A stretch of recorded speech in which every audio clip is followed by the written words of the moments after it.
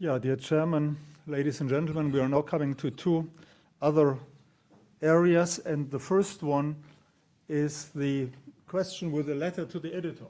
Letter to the editor has, first of all, almost zero citation. Nobody cites letters to the editors. Therefore, the rejection rate, at least in the European Journal, for letters to the editors is very high.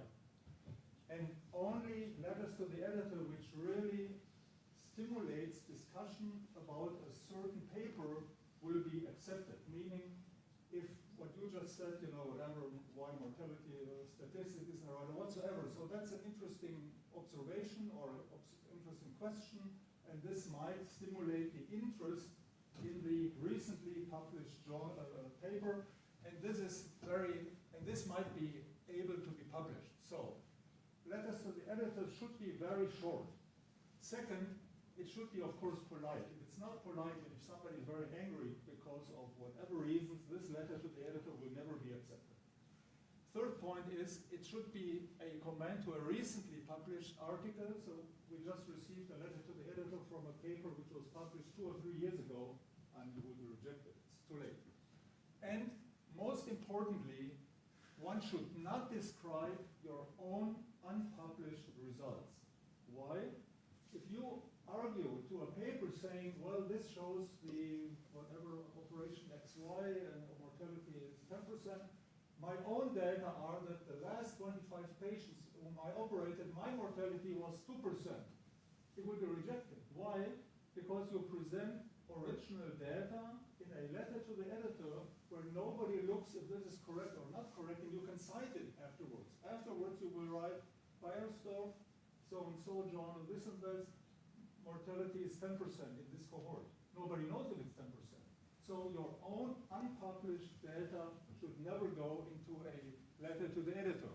Of course, you can cite your own work. If you have written it or published it 1 or 2 years ago, and you say, well, but we have shown already this or that, then it's completely different study. And as I said, citation rate is almost zero. No, the more important part of my talk is now how to reply to the comments of the reviewers. That's really important because, as we have heard before, the entire process of the reviews, of the decision, it's subjective. There's no question about that. It's not a firm science, as we heard, good papers might get rejected, bad papers might get accepted. That's all correct and right, and that's how the business is. But once you make the first step, and the first step is that your paper was not rejected, it is coming back to you, and they ask you for revision. This is a huge and great step forward, and this is a great success. The fate of the manuscript after this first step is now on your shoulders. You decide if eventually the paper will be accepted or not, and you meaning 90%, not always.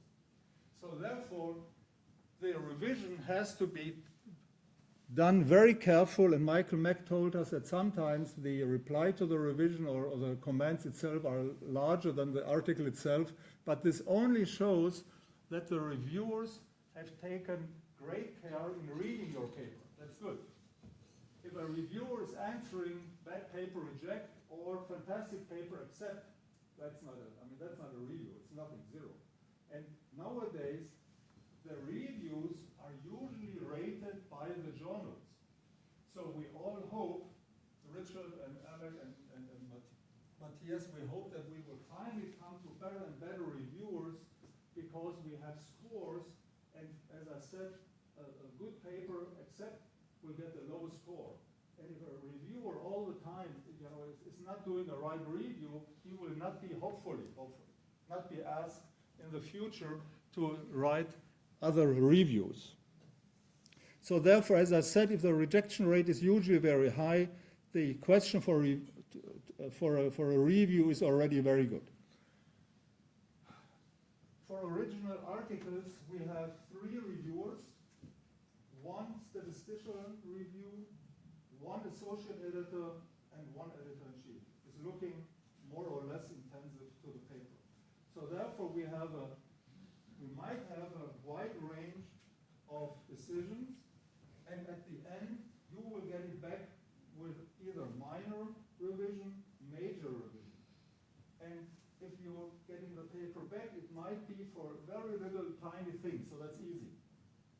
might get it back for major revision, and you even might get it back if the statistician shows that there are major problems with the analysis of the data. And that's what I mean, it's in 90% in your hands. Because if there's an inherent problem in this paper, you cannot correct it, then it will be rejected anyway. But nevertheless, usually it's your task now. And always remember that the reply to the reviewers will be sent back to the reviewers, to the statistician, and to the associate editor. So they will read what you write.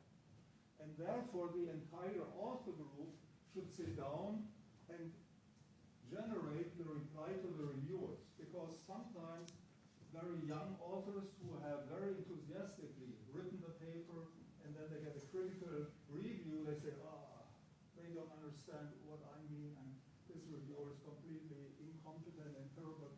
And if this goes into the reply to the reviewer will read it, and you know what his reaction would be.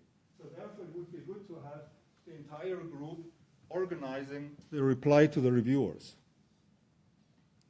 So the comments should be read carefully. All comments should be approached, and take your time to write the reply to the reviewer because it's so important.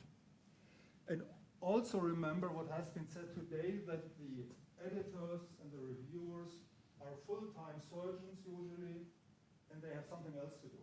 I mean, they are not there only to sit down the entire 24 hours to write reviews, but they do it in their free time, and therefore make it as easy as possible for them that they see what you have done with their comments. And therefore, the structure of the reply to the reviewer should be that you repeat the comment of the reviewer. Write exactly what he or she have written. Second, you write your reply to the reviewer's comment. It doesn't mean that you always do what the reviewer is asking you to do. If you have a very good argument to say no for whatever reason, A, B, C, I do it differently. That's fine. And the third one should be that you state what you have changed in the manuscript. Why? Because for a reviewer, it's extremely time-consuming to find in a 10-page manuscript what the authors have finally changed. And this makes him angry. If he sits down on Sunday at 5 p.m. and he is looking and looking and looking and searching for what the authors have changed and he can't find it, you know, it's not good. So therefore, if you add, so even if you write, I see it differently and I still think we have done whatever correctly because A, B, C, D, then write into the chapter, state what you have changed in the manuscript, none. That's it, okay, then you didn't change something. Then you keep on going discussing it with him. But if you have changed something, write it what you have changed. And if, as I said before, if you have written, or if your reply is that you are not see the point why you change it, then do it politely and do it so that the reviewer will hopefully understand it. And think about that the reviewers will help you to improve your manuscript. So they are not there to destroy your manuscript, but they are there to look for possible weaknesses, and everything what we have discussed before is correct, and therefore that's the role of the reviewers and the statistician to find that out, because at the end, you as authors and the journals would like to have a paper which is correct and which will help the treatment of our patients. And if there are some inaccuracies, that's not okay, and that's the reason why we have a review process at all. Now, that sounds great. Sometimes you cannot help but think that the reviewers hate you. I mean, they just hate you. Whatever it is. I mean, there cannot be any other reason why he's writing or she's writing a terrible thing. What do you do then? Then you have to give it to somebody else. You have to give it to somebody else who is still arguing objectively and saying, thank you very much, this is very painful, thank you very much for your comments, but my reasoning is A, B, C, D, whatever, and then you still try to be as polite as possible. And believe it, as an editor, I have read very interesting reply to the reviewers. The same is true when he has no idea about your research subject. I think this occurs, yes, that occurs, that the reviewers were chosen the wrong way, or they really don't know so well about your research subject. And what to do? If you have a strongly opposed reviewer, then you should explain your assumption and the situation, even in the comments to the editors, because sometimes there are opposing camps for your scientific work. So there are many, whatever new or not new techniques. There is a group of surgeons, they like it very much. The other group think that's the most difficult and terrible thing I've ever seen. And there are different camps. That's okay. And this is still not a problem, but you could write this in the comment to the editor that this is a very highly disputed treatment, and therefore you would like to have, you can even write you would not like to have reviewer A, B, and C, because in the past you have made bad experience with him or her, but you are suggesting reviewer D, C, and E, or whatever. So you can suggest alternative reviewers. And if you have the idea or the assumption that the reviewer might be outside of your subject's area, you try to explain the facts also, and in exceptional cases you can also write this fact to the editor to try to get other ones. However, you have also to think about, this was in one of the talks before, that also the editor-in-chief receives hundreds of mails. And if every author who thinks he is not treated well writes to the editor-in-chief, I mean, that's no way. And also, by the way, to ask the editor before submission of a manuscript if he or she thinks it's a good manuscript is also terrible.